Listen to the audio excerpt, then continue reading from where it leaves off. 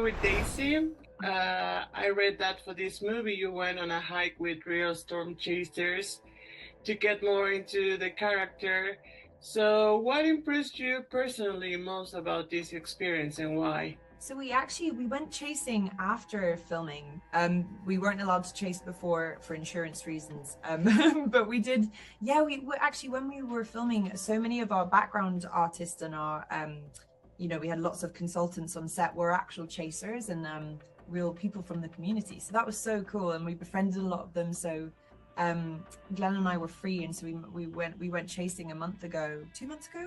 Mhm. When was that? April? Yeah, a couple months ago. Yeah, and it was so much fun. I mean, in truth, we didn't see a tornado, which is perhaps more accurate to chasing than the 5 you see per day. I mean, we saw it; it just didn't touch down. We saw a crazy storm cloud, and that was so cool.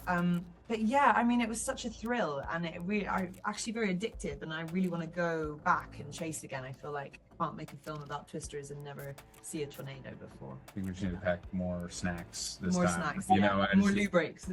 What? More loo breaks. What's that? More Toilet breaks. Loo breaks.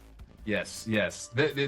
These storm chases go on for hundreds and hundreds of miles over the course of hours, maybe days. So, snacks are important. Now, Glenn, for Tyler's character, you recently mentioned it that there was a lot of physical work, something that we have already seen you do in other films, but was there a particular scene that marked you physically or mentally when you were filming Twisters? Yeah, I think, I can't talk too specifically about it, but, you're going to have to see the movie there. But I will say that there's a sequence in the movie that was pretty intense that Daisy and I were very much in the elements that I would definitely say was one of the more physically taxing things I've ever had to do on film.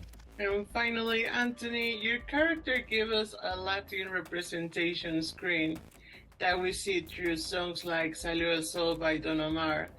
But I also know that Steven Spielberg himself asked you that your character retain your natural accent.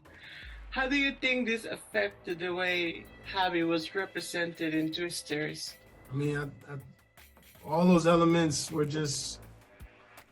things that I had hoped for, but you never know until you ask about it, or you get approval from the director or whoever it is. But I was gonna do that dialect, and then Steven gave a note to our director of the studio. I don't know who it was, but he was basically just like, nah, let him speak in his dialect. I want him to speak in his natural dialect. And then Salió el Sol came from, I was in the car and I was talking to Isaac. I was talking to the director, and I'm like, yo, this song is about a guy being like, let the sun come out, and they're chasing a storm. So I was like, how crazy would it be if we had a song where the guy's like, yo, let the sun come out? The irony between the lyrics of that song, and he's partying in the car while they about to chase this storm. And they got the song cleared and they put it in the movie. And when I saw the film and I saw that in there, I was just like, yes. You know what I'm saying? Yeah. It's like, to see that to see that moment in a movie about people in Oklahoma chasing tornadoes, that this Latin dude eating, whatever, I can't remember. I was eating potato chips. I was eating Cheetos. And I don't know, it was just fun, and it just gave me this moment of like pride, and I just loved it. I loved being able to have that moment.